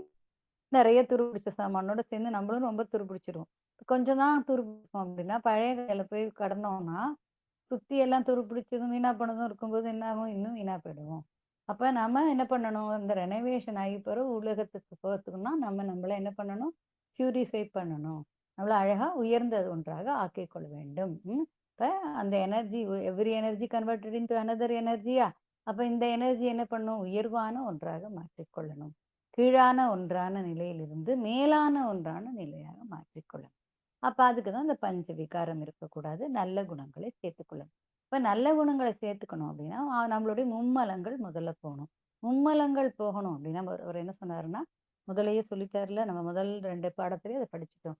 ஆணவம், கன்மம், மாயையெல்லாம் தனித்தனியா ஒரு மூட்டையா கட்டிட்டேன். கடல்ல போய் திரும்பி பார்க்காம போட்டு வந்துட்டேன். இனிமே அது என்னோடது இல்ல. அப்படிங்கிற மாரி ஒரு பிராக்டிஸ 3 வேளையும் செஞ்சு பழகுங்க. உங்க மனசுக்கு புரிஞ்சுக்கணும். மனம் வந்து புரிந்து கொள்ளணும். இவை தேவையற்றவை. அது தூக்கி எறியப்பட வேண்டியவைன்னு புரிஞ்சுக்கணும் அப்படிங்கிறது. புரியுறதா? அது ஒரு பிராக்டிஸா இருக்கு. அப்புறம் ஆதிபராசக்திட்ட நம்ம வேண்டணும் அப்படின்னு சொல்லியிருக்காரு. என்ன வேண்டணும்? அம்மா என்னுடைய இந்த மாயையை விலக்கிடு. இந்த ஆசாபாசம், இந்த இந்த மாறுதலுக்கு உட்பட்டு இந்த உலகத்தையே நித்தியம்னு நினைச்சுட்டு இருக்கேனேம்மா, என்னை அதுலேருந்து விடுவிச்சுடு அப்படிங்கிறத நம்ம ஒரு ரெக்வஸ்ட்டா, ஃபார்மா வைக்கணும் அப்படிங்கிறத சொல்லியிருக்காரு இல்லையா? அதையும் நம்ம இப்ப இங்க ஃபாலோ பண்ணணும். அதையும் நம்ம தினமும் கேட்கணும். அந்தி அந்தி வேளையில உச்சி காலத்துலலாம் அந்த காலமெல்லாம் ஒரு உயர்ந்த நிலையா இருக்கு. அந்த அந்த டயத்துலலாம் நம்ம கேட்கும்போது கேட்கறது பலிதமா இருக்கு. நம்ம என்ன பண்றோம்? அந்தி சந்தி காலத்துல விளக்க வச்சு பணத்த குடு, பொருள குடு, புருஷன் ஃபாரின் போணும், பொண்ணு படிக்கணும், பொண்ணு ஃபாரின் போணும், பொண்ணுக்கு ஃபாரின் மாப்பிள்ளை வேணும், பையன் ஃபாரின் போணும்னு என்ன பண்றோம்னா, திரும்பியும் என்ன பண்றோம்? மாயையில தானே விழறோம். ஆனா நம்ம செய்ய வேண்டியது என்னன்னா, அந்தி சந்தி வேளையிலயும் அந்த உச்சி காலத்திலயும் மதியம் 12 மணி, இரவு 12 மணிலலாம் என்ன கேட்கணும்? "என் மாயைய அகற்றுமா! என்னுடைய நொம்மலங்கள போக்கிடுமா! தாயே! அறியாம தெரியாம வந்து இங்க மாட்டின்ட்டேன். நான் இங்கேயே இருக்கேன். நான் போய் ஈசன அடையணும். அதுக்கு உதவி செய்யணும்." தாய் என்ன பண்ணுவா? நம்மள கைய புடிச்சு, இடுப்புல தூக்கி வச்சுண்டு, கைகள்ல ஏந்தி கொண்டு அழகா தந்தைட்ட கொண்டு விடுவா. புரியுறதா? இந்த உலகத்திலயுமே நம்ம அம்மா யார அப்பான்னு சொல்றாங்களோ, அவங்க தான் நமக்கு அப்பா. புரியுறதா? நம்ம நம்ம அப்பாவ நமக்கு தெரியாது. நம்ம அம்மாவையான நம்ம 10 மாசமும் வயித்துல இருக்கும்போது உணர்ந்து கொண்டே இருக்கோம். ஆனா அப்பாவ நமக்கு தெரியாது. அப்ப யாரு அப்பாவ காட்டுறாங்க? அம்மா தானே! அதே மாதிரி தான் அந்த அன்னை ஆதி பராசக்தி தான் நமக்கு நம்மளுடைய தந்தையான ஆன்மாக்களின் தந்தையான தலைவனான அந்த ஈசன் ஈசன நமக்கு காட்டிக் குடுக்கணும். அங்க போற வழிய காட்டணும். அழைத்து செல்லணும். ஏன்னா, அந்த படிநிலைகள்லாம் கொஞ்சம் சிரமமா தான் இருக்கு. போக வேண்டிய தூரம் வந்து ரொம்ப இருக்கு. வரும்போது என்ன பண்ணிட்டோம், டம்முன்னு குதிச்சு வந்துட்டோம். போகும்போது ஏறி போணும் இல்லையா? கஷ்டமா இருக்கு. இப்ப இதுக்கு கொஞ்சம் கொஞ்சம் கஷ்டப்பட்டு ஏன்னா நம்மள்ட்டயும் நெறைய விகாரங்கள் இருக்கு இல்லையா? இந்த விகாரங்கள்லாம் விநாசமாகணும் இல்லையா? விகாரங்கள்னா என்ன? தேவையற்ற ஒன்று. அது விநாசமாறுதுன்னா என்ன? அத அழிக்கணும். இப்ப விகாரங்கள் விநாசமாகணும். நம்ம செஞ்சு வச்சிருக்கிற பாவ கர்மங்கள் எல்லாம் அழிக்கணும். அப்படின்னா நம்ம நம்ம என்ன பண்ணணும்? தூய்மை ஆகணும். தூய்மை ஆகணும்னா என்ன பண்ணணும் அப்படின்னா, ஒரே ரொம்ப அன்கிளென்டா இருக்கு அப்படின்னா, முதல்ல என்ன பண்ணணும்? நல்லவற்றால முதல்ல நிரப்பணும்னா, முதல்ல அன்ப கொண்டு வரணும். அன்பு, பணிவு, கருணை, கனிவு இதெல்லாம் ஒண்ணுக்கொண்ணு எப்படின்னா cholesterol, BP, heart heart disease அந்த சுகர் அது மாதிரி. ஒண்ணு வந்தா எல்லாம் ஆட்டோமேட்டிக்கா வரும். புரியுதா? தீமைகளும் அப்படிதான். விகார குணங்களும் பஞ்சவிகாரமும் அப்படித்தான் வரும். இந்த நற்குணங்களும் அப்படித்தான் வரும். என்ன பஞ்சவிகாரம் சட்டுன்னு வந்துரும். ஏன்னா இது கலியுகமா இருக்கு இல்லையா? கலிபுருஷனுக்கு நம்மள விகாரப்படுத்தி பார்க்கறது ரொம்ப பிடிக்கும் அவருக்கு. அதனால அத குடுத்துருவாரு சட்டுன்னு. ஆனா நம்ம ஆதிபராசக்தி இருக்கும்போது கலிபுருஷனும் நம்மளுக்கு தொல்ல குடுக்க மாட்டாரு. யார் அது கலிபுருஷன்னா, இந்த கலியுகத்தோட தலைவன். நம்ம வாழற இந்த கலியுகம்ங்கிற இந்த பூமி அமைப்பு இருக்கு இல்லையா? அந்த யுகத்தோட தலைவனுக்கு பேரு கலிபுருஷன்னு பேரு. அவர் வந்து பராசக்தியோட ஆதிபராசக்தியோடைய அ ஒரு அ அவ அவ அவருடைய அவர தொடரவர். அவரோட பக்தர். அதனால ஆதிபராசக்தியை கைப்பிடிச்சு போறவங்கள அவர் டிஸ்டர்ப் பண்ண மாட்டார். அவருடைய ஃபேனு அவர் அவர் யாரு? தீவிரமான ஆதிபராசக்தி ஃபேனு. அதனால நம்ம ஆதிபராசக்தியை வணங்கும்போது டிஸ்டர்ப் பண்ண மாட்டார். அதனால நம்ம ஆதிபராசக்தியை துணை கொண்டு, ஆதிபராசக்தியை கெஞ்சி கேட்டுக்கொண்டு, அவள பணியும்பொழுது, அவர் நம்ம வழியிலேயே வரமாட்டாரு. அவர் செய்யற சேட்டையெல்லாம் செய்ய மாட்டார். டிஸ்டர்ப் பண்றத விட்டுட்டு விலகிடுவார். அதனால நம்ம என்ன செய்யணும்? ஆதிபராசக்தியை பணிந்து போற்றி, நம்மளுடைய படிநிலைகளை உயர்த்தி கொண்டு, அந்த தந்தையாகிய இறைவனை சென்று அடையணும். சரியா? இப்ப இந்த ஆன்மா ஒளி வீசுறதுக்கு நல்ல குணங்கள் வேணும். ஆதிபராசக்தியை நம்ம பணிஞ்சு போக்கணும். இந்த அமும் மலங்களையும் மூட்டை கட்டி கடல்ல போடுற மாரி அப்பப்ப சிந்திக்கணும். அப்ப என்ன நீ எதுவாக நினைக்கிறாயோ அதுவாகவே ஆகிறாய்ன்னு சொல்றாங்க இல்லையா? அப்ப நம்ம வந்து தூக்கி தூக்கி கடல்ல போடுற மாரி நினைச்சுட்டே இருந்துச்சு என்ன ஆகும்? அது போய் இந்த அ கடலாகிய இறைவனை ஞான கடலாகிய இறைவனை போய் சேர்ந்துரும். நம்மள்ட்ட இருக்காது. அவருடைய அந்த கடல்ல போய் கலந்துரும். இத நம்ம புரிஞ்சுக்கணும். இதெல்லாம் புரிந்து புரிந்து செயல்படணும். செய்யும்பொழுதே ரசிச்சு உண்மையாவே ஞான கடலாகிய இறைவன்ட்ட கொண்டு போய் என்னோட இந்த மும்மலங்களையும் போடுறேன் அப்படிங்கிறதுல ஒரு புரிதல் இருக்கும். புரிதலோட செய்யும்பொழுது, அது அத நம்ம வந்து கற்பனையாக செய்யும்பொழுதும் அது என்ன ஆகுது? காரியப்படுத்தப்படுகிறது. அதெல்லாம் தான் உணர்வுகள் தானே இங்க உயர்வு பெறத்துக்கு வழி குடுக்குறது. அந்தந்த உணர்வுகள அழகா கையாள கத்துக்கணும். இதெல்லாம் செய்யும்போது நம்ம உயர்ந்து வரோம் அப்படிங்கிறது தான். இப்ப அகத்தியர் எப்ப நமக்குள்ள வராரு? நம்ம போன தடவையே பார்த்தோம். ஒரு அகமானது தூய்மையா இருக்கும்போது தான் வராரு. அப்போ உன் மனமான பெட்டகம் தூய்மையாக இருந்தா தான் அங்க அகத்தியர் வருவாரு. ஏன் மனம்ங்கிறது தூய்மையா இருக்கணும்? மனதில தானே பலதரப்பட்ட எண்ணங்கள் இருக்கு இல்லையா? திரும்ப திரும்ப நினைக்கிறோம்ல, நேத்திக்கு சொன்னது, முந்தா நேத்திக்கு சொன்னது, போன வருஷம் சொன்னதுன்னு பல நினைவுகள் வச்சிருக்கோம். தேவையற்றது, தேவையானதுன்னு. ஸோ இப்ப இது எல்லாத்தையுமே நீ காலி பண்ணனா, ஒரு வீடு காலியா இருந்தா தானே அங்க இன்னொருத்தர் குடி வர முடியும் இல்லையா? ஸோ இது எல்லாத்தையுமே நீ காலி பண்ணனா அகத்தியர் பெருமான் வருவாரு. இப்ப அகத்திய பெருமான் அகத்தில் தீயாக இருந்து நம்மளுக்கூட இருக்கிற ஆன்ம ஒளிய அழகா பெருக்கி தருவாரு. ஆன்ம ஒளி பெருகுறதுக்கு நம்ம என்னென்னலாம் செய்யணும்? என்னென்ன ஃபாலோ பண்ணணும்? எப்படிலாம் இருக்கணும்? அப்படிங்கிறத நமக்கே நமக்குள்ளாகவே அப்படியே உள்முகமாகவே புரிதல குடுக்கக்கூடிய ஒரு தன்மை நமக்குள்ள வந்துரும். அதுக்காக நம்ம அத சரி பண்ணிக்கணும். அவர் என்ன அப்ப அகத்திய பெருமான் என்ன உரைக்கிறாரு அப்படின்னா, நீங்க உயர்வு பெறணும், ஈசன அடையணும்னா உங்களுக்குள்ள பணிவு வேணும். அப்ப நீங்க எதுவானா பணிஞ்சு பணிஞ்சு தான் கேட்கணும். அப்ப உடனே வந்து அகத்தியன் வந்து தன்னை பணிய சொல்றான் அப்படின்னு நீங்க நினைக்கக்கூடாது. அனைவரையுமே பணியுங்கள். ஈசனை பணியுங்கள், தாயை பணியுங்கள். யார் உங்களுக்கு குருவாக வந்து சொல்லி தராங்களோ அவங்கள பணிந்து போற்றுங்கள். அனைவரையுமே பணிந்து போற்றுங்கள் அப்படிங்கிற அனைவரையுமே பணிந்து போற்றும்போது, அனைத்தையுமே பணிந்து போற்றும்போது என்ன வந்துடுது? ஒரு நம்மள்ட்ட ஒரு டவுன்வேர்ட் வருதா? நம்ம ரொம்ப ஒரு தாழ்மையான ஒரு நிலைக்கு போறோமா? பணிவான நிலைக்கு போறோமா? பணிவான நிலையில இருக்கும்போது அன்பு பெருகுமா? அன்பு பெருகும்போது என்ன ஆகுறது? அனைத்து அகங்காரமும், ஆணவமும் அற்று போகும். இது எல்லாமே வந்து ஒண்ணுக்கொண்ணு அழகா லிங்க் தான். புரிஞ்சுக்கணும். அப்ப அந்த பணிவ கொண்டு வந்து பணிந்து எல்லாரையுமே போற்றுங்க. அப்படி போற்றும்போது நான் வந்து உங்களுக்கு உதவி புரிவேன். நான் வந்து உங்களுக்கு ஹெல்ப் பண்ணி உங்களுக்கு வழிநடத்தி கொண்டு போகும்போது, உங்களுடைய நீங்க வந்து எப்படி வெட்ட வெளியா ஆயிடணும். ஆசாபாசம் இருக்கக்கூடாது, உலகப்பற்று இருக்கக்கூடாது. எதுவுமே இல்லாம ஒரு வெட்ட வெளித்துவமா ஒண்ணுமே இல்லாம ஒரு எம்ப்டினெஸ்ஸா ஆகும்போது, அந்த ஈசன் வந்து உங்கள தன் கைகளால தன்னோட அரவணைச்சு கூட்டின்னு போறாரு. உங்களுக்குள்ள வந்து அவருடைய அந்த கிரணங்களை, ஒளிக்கிரணங்களை அவர் ஒளியாகிய இறைவன் இல்லையா? பரஞ்சோதி இல்லையா? அருட்பெருஞ்சோதி இல்லையா? அந்த கிரணங்கள உங்க மேல விழ செஞ்சு, உங்களையும் அதுவாகவே மாற்றி தன்னோட சேர்த்துக்கிறாரு அப்படிங்கிறாங்க. எவ்வளோ ரொம்ப ஈஸியா இருக்குல்ல. காட்டுக்கு வேண்டாம், மலைக்கு வேண்டாம், குகைய கூட போய் இருக்க வேண்டாம். குணங்களை எல்லாம் மாற்றிக்கொண்டு, தேவையற்றத சிந்திக்கிறதெல்லாம் விட்டுட்டு, அன்னன்னைக்கு அப்பப்ப தேவைப்படுறது என்னவோ அந்த சிந்தனைய வச்சுன்னு அப்படியே மறந்து போயிடணும். பழைய புராணம்லாம் பேசிட்டே இருக்கக்கூடாது. நாளைக்கு என்னங்கிறத பத்தி சிந்திக்க வேண்டாம். ஏன்னா, நம்மளுக்கு எப்ப நம்ம ஒளியாகணும் அப்படிங்கிற இந்த ஒளிப்பாலத்துக்கிட்ட வந்துட்டோமோ, அப்ப அந்த அப்ப அந்த ஒளியான இறைவனும், அந்த ஏற்கனவே அந்த ஒளிப்பாதையில பயணிப்பவரும் நமக்கு உதவுவதற்கு தயாரா இருக்காங்க. நமக்கு நெறைய பேரு உதவி செய்யறதுக்கு தயாரா இருக்கும் பொழுது, இப்ப நமக்குள்ளேயே இருக்கிற ஏற்கனவே இருக்கிற 30 பேருக்கும் அழகா ஒரு விழிப்புணர்ச்சி வந்துரும். அவங்களும் நமக்கு ஹெல்ப் பண்ணுவாங்க. அந்த உடலுக்குள்ள இருக்கிற தெய்வீக ஆற்றலும் நமக்கு அழகா ஆற்றல்கள் அங்க lots and lots of crores and crores ஆற்றல்கள் இருக்கு. எல்லாமே எல்லா ஜங்ஷனுமே விழிப்புணர்வு அடைஞ்சிரும். உடம்புல இருக்கிற எல்லா ஜங்ஷனும் ஒரு ஒரு நாளங்களும், ஒவ்வொரு அணுக்களும் எல்லாமே என்ன பண்ணும் அப்படின்னா, அழகா ரீஜெனரைஸ் ஆயிடும். ம். எல்லாமே தன்னை புதுப்பித்துக் கொள்ளும். அப்பதான் அந்த ஒளி உடல் வரும். ஒவ்வொரு அணுவும் தன்னை அப்படியே சேஞ்ச் ஓவர் பண்ணிட்டே வரும். மனித அணுவுலேருந்து மகான் அணுவுக்கு வந்து மகான் அணுவுலேருந்து ஞானி யோகியர் அணுக்கு வந்து யோகியர் அணுலேருந்து அப்படியே ஞானியர் அணுவா மாறும். அது உள்ளுக்குள்ள சும்மா வேலை செய்யல. ஒருத்தன் வந்து இந்த ஆன்மீகத்துக்குள்ள நுழைஞ்சு தன்னை மாற்றத்துக்கு கொண்டு வரணும்னு பார்க்கும்பொழுது, உள்ளுக்குள்ள கோடிக்கணக்கான செல்கள்லாம் அப்படி தன்னை மாற்றிக்கிறது. அந்த உன்னோட ஒரு ஒரு உணர்வும் என்ன பண்ணும்னா, உன்னுடைய ஒரு ஒரு செல்லையுமே மாற்றுறது. அது அது அது அதெல்லாம் நம்ம இந்த இதுக்குள்ள வந்து பயணிக்கும்போது தான் நமக்கு புரியும். அது எப்பேர்ப்பட்ட வேலை இல்ல? நம்மளால 1, 2 மாத்துறதுக்குள்ளேயே நம்ம எவ்வளோ கஷ்டப்படுறோம். அப்ப அந்த கோடிக்கணக்கான செல்களும் இப்படி தன்னை மாற்றிக்கொண்டு அழகா மாறும். அப்படியே அந்த அந்த ஒரு ஒரு ஒரு ஒரு ஸ்டேஜ் பை ஸ்டேஜ் நம்ம கடக்கும்போது ஒரு ஒரு தன்மைக்கும் அது தன்னை புதுப்பிச்சு கொண்டு வரும்.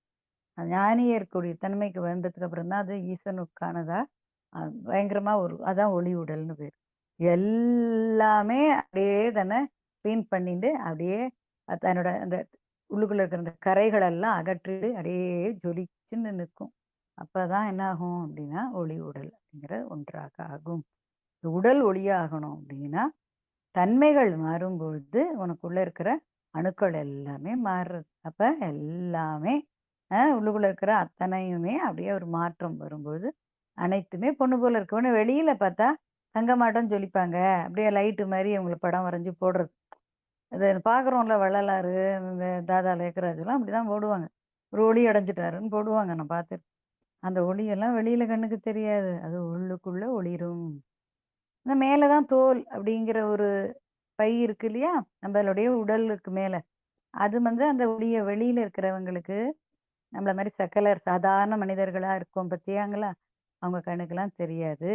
அது ஞானியரா இருக்கிறவங்க, யோகியரா இருக்கிறவங்க தான் அந்த உள் ஒளி வந்து கண்ணொளியாக வெளியில வரும். அந்த கண்கள பார்க்கும்போது அதுல இருக்கிற அந்த ஒளிய பார்த்து அவங்க அப்படியே அவங்க ஆஹா! ஒரு உயர்ந்த ஒரு சோல், ஒரு ஆன்மா, உயர் ஆன்மா, ஹையர் சோல் ஒண்ணு வருது அப்படிங்கிறத அவங்க அப்படியே அழகா கண்டுபிடிச்சுருவாங்க. ஏன்னா, அந்த உள்ளுக்குள்ள இருக்கிற ஒளி எது வழியா வரும்? கண் வழியா வரும். இப்போ உடம்பு ஹீட் ஆயிடுச்சுன்னா என்ன ஆகும்? நம்ம கண்ணு எரியறது. இப்போ உடம்பு வந்து குளிர்ந்து போச்சுன்னா என்ன பண்றது? நம்ம கண்ணுக்குள்ளலாம் ஒரு சிலு சிலுன்னு ஏதோ காத்தடிக்கிற மாரி இருக்கு. ஸோ உடலுடைய மாற்றம், உடல், உள் ஒளியெல்லாம் மாறும்பொழுது கண்களும் ஒளி வீசக்கூடியதாக இருக்கு. அப்ப அந்த ஒளிய யாரால கண்டுபிடிக்க முடியும் அப்படின்னா, நார்மல் ஹியூமனால கண்டுபிடிக்க முடியாது. "கற்றாரை கற்றாரை காமுறுவர்ங்கிற" மாரி, "பாம்பின் கால் பாம்பறியும்" அப்படிங்கிற மாதிரி, யார் ஒரு உயர்ந்த சோலா இருக்காங்களோ, அவங்க தான் இன்னொரு உயர்ந்த சோலுடைய இந்த கண் ஒளிய கண்டுபிடிக்க முடியும். புரியுறதா? இப்ப இந்த இவ்ளோ வேலையெல்லாம் பண்ணினா தான் நம்ம இந்த ஒளி இந்த உடல் ஒளியானா தான் ஒளியும் ஒளியும் மெர்ஜ் ஆக முடியும். ஈசனாக ஆகணும்ல. நான் அவன் தான் அவனாகுதல் அப்படின்னு ஒண்ணு இருக்கு இல்லையா? அதுக்கு நம்ம அவ்வளவு பாடுபட வேண்டியிருக்கு. அதுக்கு தான் நம்மளுக்கு ஹெல்ப் பண்றதுக்கு, நம்மள வழிநடத்தின்னு போறதுக்கு, நம்ம கை பிடிச்சுக்கிறதுக்கு அகத்திய பெருமான் அங்கேருந்து இறங்கி வந்திருக்காரு. ஏன்னா, இப்ப கலியுகம் அப்படிங்கிறதோட கடைசியில இருக்கோம். அ அ இப்ப ஆரம்பிக்க போறது என்ன? அந்த சத்தியயுகம் எனப்படும். அந்த அந்த யுகம் வரப்போறது. அன்பின் யுகம் வரப்போறது. இப்ப இந்த அன்பின் யுகம், உண்மையின் யுகமுக்கு வரணும்னா, நம்ம அன்பாகவும், உண்மையாகவும் மாறணும். அப்படிங்கிறது உண்மையில நம்ம ஆன்மா அமைதியானவர்கள், அன்பானவர்கள். அவ்வளோதான். அந்த உண்மையா நம்ம மாறிட்டோம் அப்படின்னா, நமக்கு அந்த உண்மையின் யுகத்துல இடம் இருக்கு. இந்த பூமி வந்து மாற்றத்துக்காகிறது, இந்த சிருஷ்டி மாற்றத்துக்காகிறது. அப்ப ஒரு இடத்துல ஒரு இடம் வந்து மாற்றம் ஆகுறதுன்னா, அதுல நம்மளும் மாற்றம் ஆனா தான் நமக்கு அங்க இடம். இல்லன்னா நம்மள என்ன பண்ணுவாங்க? தூக்கி பழைய கடையில பழைய பொருள் விக்கிற மாரி ஒரு பழைய கடையில போட்டுருவாங்க. பழைய கடைன்னா இந்த வீணா போன இந்த கலியுகம் மக்கள்லாம் ஒரு இருப்பாங்க இல்லையா? ஆசா பாசத்துக்கு உள்ளவங்க, பிறரை அழித்து தான் உயரணும்னு நினைக்கிறவங்கலாம் ஒரு இடத்துல கிடப்பாங்க. அதுக்கு நம்ம இதுல பாதாள லோகம்னு பேர் வச்சிருக்காங்கன்னு வச்சுக்கோங்களேன். அந்த அவங்களோட போய் நம்மளும் இருக்க வேண்டியதான். இப்ப நம்ம உயர்ந்து போனோம்னா உயர்ந்து போலாம். தாழ்ந்து போனோம்னா என்ன ஆகணும்? தாழ்ந்த லோகம். அதான் இங்க ஃப்ரீ வில் தான். நீ எதுவாக விரும்புகிறாயோ அதுவாக ஆகு அப்படிங்கிறாங்க. உனக்கு என்ன வேணுமோ அது மாரி இருந்துக்க தம்பி. நீ வேணா பிஎஸ்சி கெமிஸ்ட்ரி எடுத்துக்கோ, வேணா பிஎஸ்சி பிசிக்ஸ் எடுத்துக்கோ, இல்ல பிஎஸ்சி பயாலஜி எடுத்துக்கோ அப்படிங்கிறாங்கல்ல. ஃபர்ஸ்ட் குரூப் படிச்சவங்களுக்குலாம், பாட்னி வேணா பாட்டனி எடுத்துக்கோ. இண்டஸ்ட்ரியல் பிசிக்ஸ் இருக்கு. அந்த மாரி நெறைய பயோ கெமிஸ்ட்ரி இருக்கு அப்படிங்கிறாங்க. அது மாரி உன்னுடைய விருப்பம் தான். ஆனா, நீ எத தேர்ந்தெடுக்கணும் அப்படிங்கிறதுல நீ தான் கவனமா இருக்கணும். நீ உயர்ந்த ஒரு ஆன்மாவாக இருந்துட்டு, இங்க வந்து மறந்து போய் மறந்து போய் இங்க வந்துட்ட அப்படின்னா, நீ தான் திரும்பியும் அத புரிந்து கொண்டு உயர்ந்த ஆன்மாவா மாறணும் அப்படிங்கிறது தான். அதுக்கு தான் அகத்தியரும் நமக்கு பணிவோட இருங்க அப்படின்னு சொல்லிட்டாரு. பரத்வாஜ முனிவர் என்ன சொல்றாருன்னா, இந்த தமிழ் எழுத்துக்கள் அப்படிங்கிறதும் நமக்கு ஞானத்தை போதிக்கக்கூடியதாக தான் இருக்கு அப்படிங்கிறதுல புரிஞ்சுக்கணும். முதல்ல அந்த அப்படிங்கிற எழுத்த ஃபர்ஸ்ட்டு நீங்க அழகா புரிஞ்சுக்கங்க. அதுல முதல்ல இருக்கிற அந்த சுழி இருக்கு இல்லையா? அந்த வட்டம் அப்படிங்கிறது சந்திரன். அது அப்படியே வளைந்து வந்து, அப்படியே மடங்கி வந்து முகமாக போய் அங்க சூரியன தொடுறது. அந்த சூரியன தொடும்போது அது அந்த ஈசனுடன் கலக்கிறது. ஈசனோட கலந்தோனே அது வெளியில வந்துட்டு, அப்படியே தன்னை நிலையாக நிறுத்திக் கொள்கிறது அப்படிங்கிறாங்க. அப்படிங்கிறது. அந்த ஆல வந்து வெளியில வந்து அப்படி ஒரு கோடு போடுறோம்ல, அந்த கோடாக நீ இருக்கணும். இறைவனை உணர்ந்த பின்னும் வெளியில வந்து நிலை கலங்காது, நிலையில எந்த மாற்றமும் இல்லாம நீ எப்படி இருக்கணும் அப்படின்னா, நின்று அப்படி நிலையாக நின்று அனைவருக்கும் அந்த இறையை உணர்த்துபவராக இருக்க வேண்டும். நம்ம ஒரு எக்ஸ்பீரியன்ஸ் பண்ணி வந்திருக்கோமா, அந்த எக்ஸ்பீரியன்ஸ அனைவருக்கும் சொல்லணும். சொல்லும்பொழுது என்ன ஆகணும்? கலக்கம் இல்லாம நிலையா இருக்கணும். அப்படிங்கிறாங்க. நிலைத்து நிற்கக்கூடிய தன்மையனாக இருந்து எல்லாருக்கும் சொல்லணும். அப்படின்னு பரத்வாஜ முனிவர் சொல்றாரு. அப்ப நம்ம வந்து இப் இ இ இ ஒரு ஒரு நிலைய அடையணும்னா, அதுக்கு பல விஷயங்கள நம்ப செய்ய வேண்டியிருக்கு. அப்படிங்கிறத நம்ம புரிஞ்சு செயல்படும்பொழுது, அப்பதான் உயர்ந்து, உயர்ந்து, உயர்ந்து வர முடியும். அப்ப இது எல்லாமே நம்ம தெரிஞ்சுண்டு நம்ம வந்து வரும்பொழுது என்ன ஆகுறது அப்படின்னா, நம்ம நிலை உயர்றது. இப்ப இந்த ஆணவத்தோட ஆ ஆணி வேர தான் கண்டிப்பா புடுங்கணும் அப்படிங்கிறதுல நமக்கு திண்ணம் வேணும்.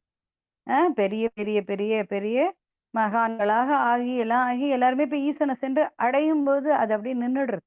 அதோட முதல் படியில அப்படியே நின்னுடுறாங்க. எப்படி இருக்காங்கன்னா, நம்ம விளையாடுறோம் இல்லையா? அந்த கட்டம், அந்த பாம்பு ஏணி வச்சு ஒண்ணு லேடர் அண்ட் ஸ்னேக் அப்படின்னு ஒண்ணு விளையாடுவோம். அந்த விளையாட்டு விளையாடும்போது என்ன ஆகுறது அப்படின்னா, 4 போட்டு மேல ஏறி போனா 2 போட்டு கீழ வந்துர்றோம். திரும்பியும் 6 போட்டு மேல போணும். அப்படி எவ்வளவோ கஷ்டப்பட்டு தான் போக வேண்டியிருக்கு. அப்ப எல்லாருக்குள்ளும் எப்படியானும் ஒரு சிறு துளியானும் அந்த ஆணி வேராகவானும் அந்த ஆணவம் இருக்கும். அது பெரிய பெரிய உயரான்மாக்களுக்கே இருந்து அவங்க கீழ்நிலைக்கு வந்து வந்து மேல வராங்க. அதனால நீங்களும் அதுல கவனமா இருக்கணும். இப்ப நான் செஞ்சேன், என்னுடையது, நான் வந்து சிறந்தவன், எனக்கு இது தெரியும், அது தெரியும் அப்படின்னு பல விஷயங்கள் வச்சிருக்கோம். இத்தன இத்தன காலமா நம்ம தெரிஞ்சு வச்சுட்டு இருக்கிற பல விஷயங்கள் இருக்கு இந்த பிறவியில. இத தவிர போன பிறவியோட வாசனைகள்லாம் வேற நம்மள்ட்ட ஏற்கனவே இருக்கும். அந்த அகந்தை அத்தனையுமே விட்டு விட்டு, இது எல்லாத்தையும் விட்டு எல்லாத்தையும் தூக்கி தீல போடுங்கிறார். தூக்கி தீயில போடு. தீயில போடுனா நம்ம நெருப்ப தூக்கி போட முடியுமா? எல்லாமே மனசுல என்கிட்ட இருக்கிற எல்லாத்தையும் தூக்கி தீயில போட்டுறேன்ப்பா. அதுதான் வந்து வெளியில யாகம் பண்றதுன்னு சொல்லி சமர்ப்பயாமி, சமர்ப்பயாமின்னு சொல்லி ஒண்ணு ஒண்ணா அந்த நெருப்புல போடுற மாரி ஒரு ஐதீகம் கோவில்ல. இப்ப யாகம் நடத்துறாங்க, யாகம் நடத்துறாங்க. அங்க நடத்துவாங்க இல்லையா? மடங்கள்லலாம் நடத்துறாங்க. அத நம்மளே நமக்குள்ளேயவே நம்ம செய்யணும். அப்ப நமக்குள்ளேயே அகத்தீசர் இருக்கார்ல, அகத்தியர் இருக்கார்ல, அந்த தீயில கொண்டு நம்மளுடைய இந்த தேவையற்ற அந்த நான், எனது அப்படிங்கிற இந்த இந்த அகம்பாவமான எண்ணங்கள் எல்லாம் தூக்கி தூக்கி போடுங்க. போட்டுக்கிட்டே இருந்தீங்கன்னா, ஒரு நாள் என்ன ஆயிடும்? தினைக்கும் போடுங்கங்கிறார். தினைக்கும் 3 வேள போடுங்க. 4 வேள போடுங்க. தினைக்கும் இன்னைக்கு நம்ம என்னென்ன செஞ்சோம்? ஏது செஞ்சோம்? என்ன நடந்தது? என்ன நடந்தது நம்ம வாழ்க்கையில? இது எதுவுமே எனக்கு வேண்டாம்ப்பா. அகத்தில தீயா இருக்கிற அகத்தியரே, இந்தா வச்சுக்கோங்க அப்படின்ட்டு அந்த அப்படி போட்டுட்டீங்கன்னா பஸ்பமாயிடும். உன்னுடைய உள்ளுக்குள்ளேயே இருக்கிற அந்த அகத்தில இருக்கிற அந்த தீயில பஸ்பமாயிடும். இப்ப இந்த இறைவன நம்ம வந்து ஒளியா நினைக்கிறனால நம்ம உடல்ல பல பல மாற்றங்கள் வரும். உடல் வெப்பம் அதிகரிக்கும். உடல் வெப்பம் அதிகரிக்கும்போது பல பல பிணிகள் வரும். இது எல்லாம் என்ன அப்படின்னா, உடல் மாற்றம் அடைகிறதுன்னு அர்த்தம். என்னோட திடீர்னு எனக்கு எல்லா உடம்பும் வருது.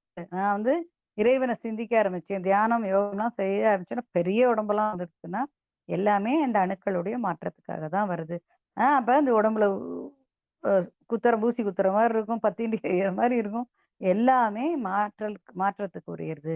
அப்பதானே நம்ம இறைவனுக்கு ஒப்பாக மாற முடியும் இல்லையா? மனித உடல் எப்படி ஆகணும்? மகான் உடலாகி, அது யோகி உடலாகி, ஞானி உடலாகி, இறை உடல் ஆகணும் இல்லையா? கடைசி வரைக்குமே மாற்றம் இருக்கும் இல்லையா? அத நம்ம உணர்ந்து செயல்படணும் அப்படிங்கிறாங்க. இதெல்லாம் நம்ம உணர்ந்துக்கணும். படிநிலைகள்ல இந்த ஒண்ணு ஒண்ணு நம்ம உணர்ந்துகிட்டு பயணிக்கும்போது தான், அந்த இறைவனை சென்று அடையக்கூடிய அந்த பாக்கியம் நமக்கு கிடைக்குது. பயந்து பயந்துன்னு எல்லாரும் டக்கு டக்குன்னு அப்படியே விட்டுட்டு போயிடுவாங்க. இதெல்லாம் எதனால வருது? இந்த இந்த தியானத்தினால தான் வருது. இந்த யோகம் செஞ்சனால தான் வருது. இந்த தவம் செஞ்சதுனால தானே வருது அப்படின்னு போவாங்க. ஆனா இது ஒன்றொன்றும் உன்னை உயர்த்துவதற்காக வருது. அப்படிங்கிறத புரிஞ்சுக்கணும். இது எல்லாமே புரிதல்ல தான் நம்ம உயர முடியும். அப்படிங்கிறத இங்க இன்னொன்னையுமே கவனிக்கணும். கவனிக்கக்கூடியவனா நீ ஆயிட்ட அப்படின்னா, நீ வந்து சிறப்பா இருக்க முடியும் அப்படிங்கிறது தான். ஏன்னா கவனத்திலேயே இருந்த நீ வந்து பிற பிற விஷயங்கள்லயே கவனம் செலுத்தியிருந்த நீ வந்து உனக்குள்ளாகவே கவனிக்கக்கூடிய ஒரு பாங்க வளர்த்துக்கணும். இப்ப இது எல்லாமே தேவையா இருக்கு. அதான் சாட்சியா இருக்கிறதுங்கிறது உனக்குள்ளாக நீ உன்ன கவனிக்கணும் அப்படிங்கிறது அந்த அந்த விஷயமா தான் அது இருக்கு. இப்படி ஒன்று ஒன்றாக நம்ம நம்மள உயர்த்திக்கிறதுக்கு என்ன பண்ணணுங்கிறதுல தான் நம்மளுடைய கவனம் இருக்கணும். அதுதான் நம்மள வந்து இப்ப உயர்த்தி கொண்டு போக வைக்கும் அப்படிங்கிறது தான் அது. இப்படி ஒண்ணொன்னா நம்ம செஞ்சு நம்ம வரும்பொழுது தான், இந்த உடல்லாம் மாறுறது. இது எல்லாத்தையுமே நம்ம புரிஞ்சுக்கணும். அப்ப இது உள்ளே, வெளியே உள்ளுக்குள்ள இருக்கிற ஒளி அப்படிங்கிறதுலயும் மாற்றம் வரும். உள்ள உனக்கு சில சில பல பல கலர்ல வண்ண துகள்களா ஒளி தெரியலாம். இப்ப இது எல்லாமே என்ன ஆகணும்? அப்படி பொன்னாகணும். கலர் கலரா நீ பார்த்துட்டு இருந்தியா? அப்படி வந்து வந்துட்டு போனா, அது எல்லாமே பொன் துகள்களா ஆகணும். அப்பதான் இந்த உடல் வந்து பொன்னா மாறாது. அதாவது ஒளியா மாறுறது அப்படிங்கிறத புரிஞ்சுக்க முடியும்.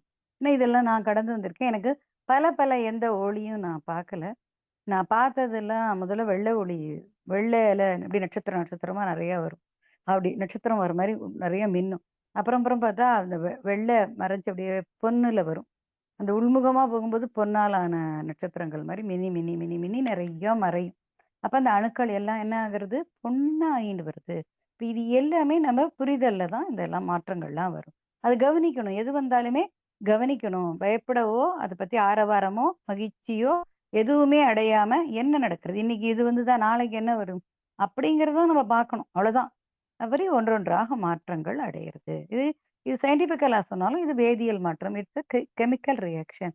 இந்த உடம்புல வந்து எண்ணங்கள் இதெல்லாம் மாறி நம்ம இந்த பலதரப்பட்ட விஷயங்கள பொறந்த அன்னையிலேருந்தே அங்கேயும் இங்கேயும் தானே சிதறின்னு போயிட்டு இருக்கோம். அப்ப நம்ம ஒன்றாக ஒன்றி ஒருமையோட வரும்பொழுது நமக்குள்ள பல பல கெமிக்கல் ரியாக்ஷன் வரும்போது இந்த அணுக்கள் எல்லாம் மாற்றம் அடைகிறது. இப்படி இது எல்லாத்தையுமே புரிஞ்சு கொண்டு தான் நம்ம பயணிக்கணும் அப்படிங்கிறது தான். அப்ப இப்ப நம்ம தீபத்த சுடராக பார்த்து அந்த அந்த சுடர் பெருகி அப்படியே அந்த ரூம் ஃபுல்லும் அந்த தீப ஒளி நிறைஞ்சிடுறது. அந்த தீப ஒளிக்குள்ள நான் அமர்ந்திருக்கேன் அப்படின்னு நினையும்போது என்ன ஆகுறது அப்படின்னு நம்மளும் ஒளியாகக்கூடிய அந்த வாக்கியம் நமக்கு அருகாமையில இருக்கு அப்படின்னு புரிஞ்சுக்கணும். எங்க போனாலுமே அந்த ஒளி பல்கி பெருகி என்னையும் அரவணைக்கிறது. அப்படிங்கிறது எங்க ஒளிய பார்த்தாலுமே நம்ம மைண்ட்ல உடனே தோணணும். எப்படி தோணணும்? அது அப்படியே விரிஞ்சு வந்து அகன்று பெரிதா வந்து என்னையும் அரவணைத்து தன்னுடன் சேர்த்துக் கொள்றது அப்படிங்கிறத நம்ம நினைத்து நினைத்து நினைத்து நினைத்து செய்யணும். ஏன்னா இங்க எண்ணம்னால தான் நம்ம உணர முடியும். ஏன் எப்படி நீ நினைக்கிறியோ அப்படியே ஆகுறேன்னு தானே சொல்றாங்க இல்லையா? அப்ப நாம எப்படி நினைக்கணும் அப்படிங்கிறதுல நம்ம நல்ல பதிவுகள அது மாரி உருவாக்கிக்கணும் அப்படிங்கிறது தான் இங்க விஷயம். அனைத்து உயிர்களையும் நேசிக்கணும். எந்த உயிருக்கும் துன்பம் தரக்கூடாது. உயிரை கொன்று தின்னக்கூடிய அந்த ஆ இதுலேருந்து நம்ம வெளியில வந்துரணும். அது அது வந்து என்ன ஆகுறது அப்படின்னா, நம்மளுடைய ஆன்ம சக்திய குன்ற செய்றது அப்படிங்கிறத புரிஞ்சுக்கணும். அப்ப இந்த அணுக்கள்ல மாற்றம் அடையவே அடையாது. ஒரு உயிர கொன்று இன்னொரு உயிர் சாற்றுன்னு இருந்ததுன்னா, அந்த உயிருக்கு இந்த அணுக்களுடைய மாற்றம் வராது. அப்ப ஒளி உடல் பெற முடியாது. இப்ப ஒளி உலகத்துக்கு போணும், மோட்சம் ஆ முக்தி, ஜீவன் முக்தி, சத்கதி கிடைக்கணும் அப்படின்னா, நம்ம புலால் உண்ணாமைய மேற்கொள்ளணும். புரிஞ்சுக்கணும். ஏன்னா, புலால் உண்ண ஒரு உயிர கொன்று இன்னொரு உயிர வளர்க்குது அப்படிங்கிறது தவறு அப்படிங்கிறது. இது வந்து இறை சட்டமா இருக்கு. இப்ப இதுகாரம் நம்ம சாப்பிட்டோம். வேற வேற நிலைக்கெல்லாம் போலாம். ஏதோ தெரிஞ்சுக்கலாம், மந்திரம் கத்துக்கலாம், மாயம் கத்துக்கலாம். ஆ கருப்பண்ணசாமிய நம்ப நம்ப வந்து இ எ நமக்கு வந்து சொல்ற மாரி செய்யலாம். எது வேணா செய்யலாம். மாசாணி வந்து எனக்கு சொல்றாங்க. அதெல்லாம் செய்ய முடியும். ஆனா, அந்த ஒன்றான ஈசனோட இணைய முடியாது. ஏன்னா, நீ வந்து உயிர்கள காக்கிற அந்த தன்மைக்கு வரும்போது தானே, நீ இறைவன் ஆக முடியும். அப்பதானே இறைநிலை அடைய முடியும். அப்பதானே இறைவனோட சேர முடியும். நீ கொன்று தின்னுட்டே இருந்தன்னா, எப்படி இறைநிலைக்கு வர முடியும்?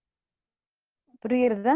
அதனால அத நீங்க வந்து மத்த சக்திகள்லாம் வேணா உதவி செய்யலாமே ஒழிய, அந்த இறைவன் அப்படிங்கிறவன் உதவி செய்யவே மாட்டான். இறைவன் இதெல்லாம் வந்து யாராலுமே மாற்ற முடியாது. இதெல்லாம் ஒரு ஸ்டாண்டர்டான ஒரு ரூல்ஸ் அண்ட் ரெகுலேஷன். ஆட்டோ மோடுல இருக்கு. இத யாராலயுமே மாத்த முடியாது. நீ இப்படி இருந்தா தான் அவ்வளோதான். ஒய், வாட், வென்னுலாம் கிடையாது. நீ புலால் உண்ணற இது தன்மையில இருந்தா இறைவனோட ஐக்கியமாக முடியாது. அவ்வளோதான். மத்தபடி நீ எப்படி வேணா இருக்கலாம். எப்படி வேணா ஹேப்பியா இருக்கலாம். உனக்கு இந்த உலகத்துல எல்லாமே வழங்கப்பட்டிருக்கு. உலகத்துல சிறந்தவனா இருக்கலாம், பெரியவனா இருக்கலாம், கூடலாம் கூட நீ பேசலாம். அதெல்லாம் பிரச்சனை கிடையாது. ஆனா, நீ வந்து இறைவனோட ஒன்ற முடியாது. ஏன்னா உனக்குள்ள தானே 33,00,00,000 தேவி தேவதைகளும் இருக்காங்க. அதுல ஏதான ஒண்ணு வந்து உன்னோட பேசலாம், உன்ன அரவணைக்கலாம். நீ அந்த இதெல்லாம் சொல்லலாம். சொல்லுவோமே எல்லாம். ஆ நமக்கு ஒரு வாக்கெல்லாம் குடுக்க முடியும். அதெல்லாம் நீ செய்யலாம். ஆனா, நீ இறைவனோட ஒன்ற முடியாது. ஈசனா ஆக முடியாது. முக்தி, ஜீவன் முக்தி, சத்கதி கிடைக்காது. சத்தியுகம் எனப்படும். கைலாயம் எனப்படும். விஷ்ணுபுரி எனப்படும். சிவாலயம் அமைக்கணும் அப்படின்னா, நம்ம என்ன பண்ணணும்? ஒளியான இறைவனை சிந்திக்கணும். அப்ப உயிர் கொலை செய்யக்கூடாது. பிற பிறருடைய பொருளுக்கோ, உறவுக்கோ ஆசைப்படக்கூடாது. பிறரை துன்புறுத்துறது, பிறர் மனம் நோக செய்றது இது எல்லாத்தையுமே விட்டுறணும். பஞ்ச விகாரங்கள் அற்று இருக்கணும். அவகுணங்களை விட்டு சுபகுணங்களை சேர்த்துக் கொள்ள வேண்டும். நாம அறிந்த இந்த ஞானத்த நமக்கு புரியிற இந்த ஞான பாதையில சில ஞான கருத்துக்கள்லாம் தெரிஞ்சுக்கிறோம் இல்லையா? அது அனைவருக்கும் சொல்லி அனைவரையும் உயர்நிலை அடையறதுக்கான ஒரு இதுக்கு அழைக்கணும். நான் மட்டுமே சிறந்து வரணும்னு இல்லாம எல்லாரையும் கூப்பிடக்கூடியவர்களாக இருக்கணும். இங்க இறங்கி வந்து ஏன் இந்த சப்த ரிஷிகள் வந்து இதுக்காக பாடுபடுறாங்க அப்படின்னா, இப்ப சப்த ரிஷிங்கிற அந்த ஸ்தானத்த எடுத்துக்கக்கூடிய உயர் ஆன்மாக்கள் வரும்பொழுது, அவங்க தன்னுடைய அந்த நிலைய விட்டுட்டு அவங்க வந்து ஓய்வு எடுத்துன்ருவாங்க.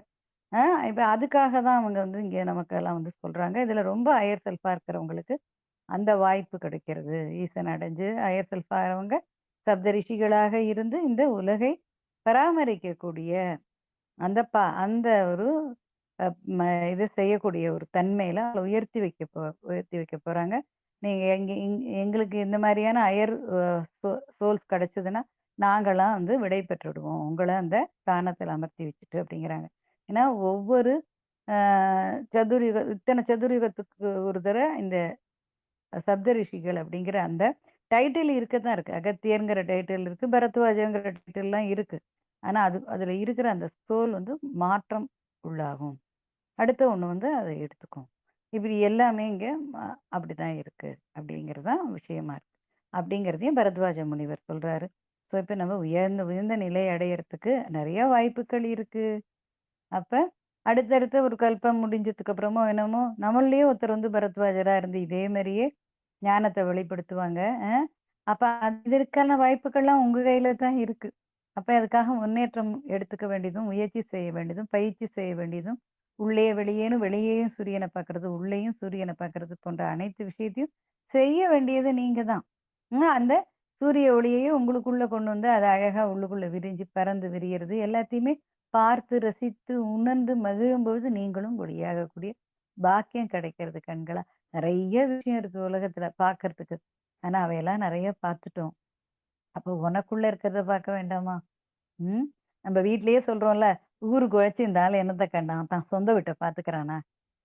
ஊர பார்த்துக்கிறேன்னு போறான். இந்த புள்ள குட்டிலாம் யார் படிக்க வைப்பா? யார் பண்ணுவா? அப்படின்னு நம்ம பொறுப்பில்லாதவன் அப்படின்னு சொல்றோம் இல்லையா? இப்ப பொறுப்பில்லாத தன்மையாக ஊரையும், உலகத்தையுமே வேடிக்கை பார்த்துட்டு இருந்தா, உனக்குள்ள யார் வேடிக்கை பார்ப்பா? உனக்குள்ள யார் தூய்மை செய்வா? உன்னை யாரும் முன்னேற்றுவா? இங்க வந்து அவங்கவங்கள தான் செஞ்சுக்கணும். சுயத்துக்கு நாம தான் பொறுப்பு. ஜீவ காருண்யத்த நம்ப தான் செய்யணும். உன்னுடைய ஜீவனுக்கு நீ மட்டுமே காருண்யமாக இருந்து, அந்த ஜீவன உயர்த்தி, ஆன்மாவை பரமான்மா நிலைக்கு உயர்த்தி கொண்டு போணும். சரி பரமான்மா நிலைக்கு உயர்த்தி கொண்டு போகும்போது, ஏதோ தடைக்கற்களால ஏதோ ஒண்ணு நம்மளால உயர்த்த முடியலனாலும், நம்ம அடுத்தடுத்த நிலைக்கான போய் அடுத்தடுத்த உயர் பரிமாணங்கள்லயான நம்ம அழகா வாழ முடியும். இல்லையா? இது எல்லாமே இந்த பிறவியிலேயே முடியலன்னா கூட முயற்சிய நம்ம செஞ்சுக்கிண்டே இருக்கணும். நம்ம எதுக்கு தகுதியோ அதுக்கான நிலைப்பாடுகள நம்மள இந்த பிரபஞ்சம் அழகா அந்த இடத்துல நம்மள நிறுத்தி வச்சு பார்த்து, அழகு பார்த்து மகிழும். புரியுறதா? அதனால நம்ம நம்ம என்ன பண்ணணும்? இந்த இந்த செகண்ட் இந்த ஃபிராக்ஷன் ஆஃப் செகண்ட்லேருந்து நம்ம சேஞ்ச் ஓவர் ஆகணும். நம்ம உயர் ஆன்மா, நம்ம இறை துளிகள்ங்கிறத உணரணும். இறை தன்மையில நம்ம பயணிக்கணும் அப்படின்னு தெரிஞ்சுக்கணும். இந்த மனுஷன் தன்மையில கூட பயணிக்கிறது இல்லையே வர வர. இந்த மனுஷன் தன்மையிலேருந்து மகான் தன்மைக்கு வரணும். யோகியரா, ஞானியரா இருந்து இறைத்தன்மைக்கு வரணுங்கிறத புரிஞ்சுக்கணும். அப்ப நம்ம அது ஒளியான இறைவனை சிந்தித்து சிந்தித்து நம் பாவங்களை எல்லாம் பஸ்பமாக்கி நம்ம என்ன ஆகணும்னா, இந்த பரமாத்மா அப்படிங்கிற ஒன்றோட போய் சேரணும் அப்படிங்கிறத நான் இங்க உங்களுக்கு சொல்லிக்கிறேன். இந்த வாய்ப்பினை எனக்கு அளித்த பிரபஞ்ச சக்தியாகிய இறைசக்திக்கு நன்றியை கூறிக்கொள்கிறேன். இந்த தருணத்தை எனக்கு வழங்கிய அந்த பரத்வாஜ மாமுனிகளுக்கும் எனது நன்றி. இதுவரை என்னோடு தொடர்ந்து பயணித்து இந்த இதில இருந்த அனைத்து ஆத்ம சொந்தங்களுக்கும் நன்றியை கூறிக்கொள்கிறேன். அனைவருக்கும் சுகம், சாந்தி, ஆனந்தம், ஆரோக்கியம் உண்டாகட்டும். God bless you all. Om Shanti.